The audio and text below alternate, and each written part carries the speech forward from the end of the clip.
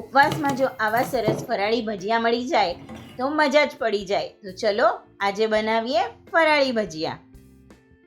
1 cup મોરૈયો, સામો અથવા એને ભગર પણ કહેવામાં આવે છે, એને આપણે ક્રશ કરી લઈએ.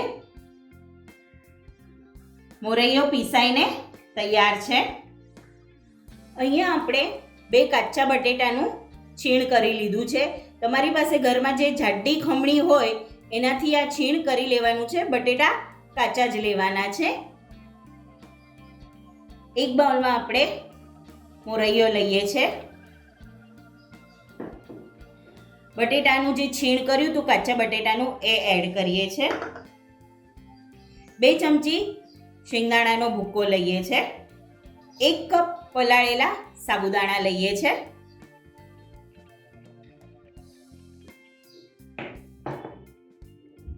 અડધો કપ કોથમીર લઈએ છે. જે કોથમીર ખાતા હોય એ લઈ શકે અને જે ન ખાતા હોય એ અવોઇડ કરી શકે છે.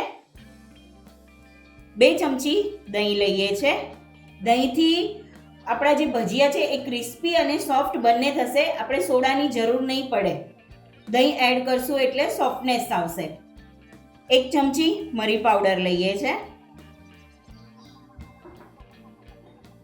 1 ચમચી જીરું લઈએ છે. 1 ચમચી આદુ મરચાંની પેસ્ટ લઈએ છે.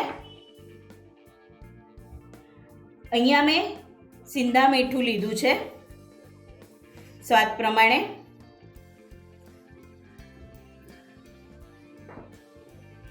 1 ચમચી દળેલી ખાંડ લઈએ છે. અડધા લીંબુનો રસ લઈએ છે. આ બધું મિક્સ કરી લઈએ આપણે.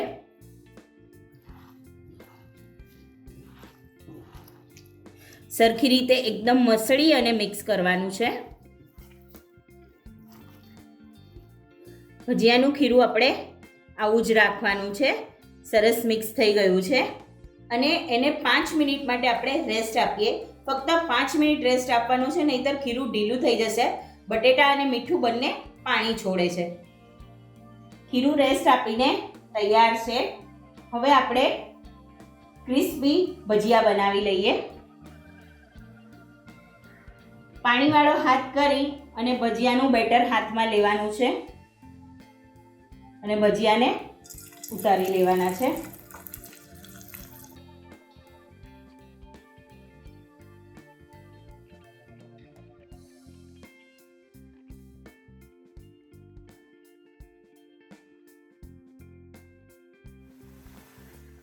ભજીયાને એકદમ સરસ ક્રિસ્પી તળવાના છે.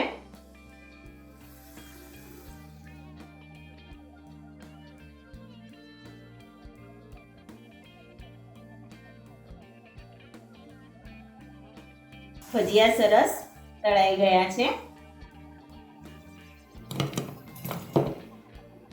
સરસ મજાના ફરાળી ક્રિસ્પી ભજીયા તૈયાર છે. તો તૈયાર છે ઉપવાસમાં ખવાય એવા સરસ મજાના ફરાળી ભજીયા. અને હા, કમેન્ટ કરવાનું તો ભૂલતા જ નહીં. મળીએ નવી રેસીપી સાથે. ત્યાં સુધી સ્વસ્થ રહો, મસ્ત રહો અને ખાતા રહો. લાઈક કરો, શેર કરો, સબસ્ક્રાઇબ કરો.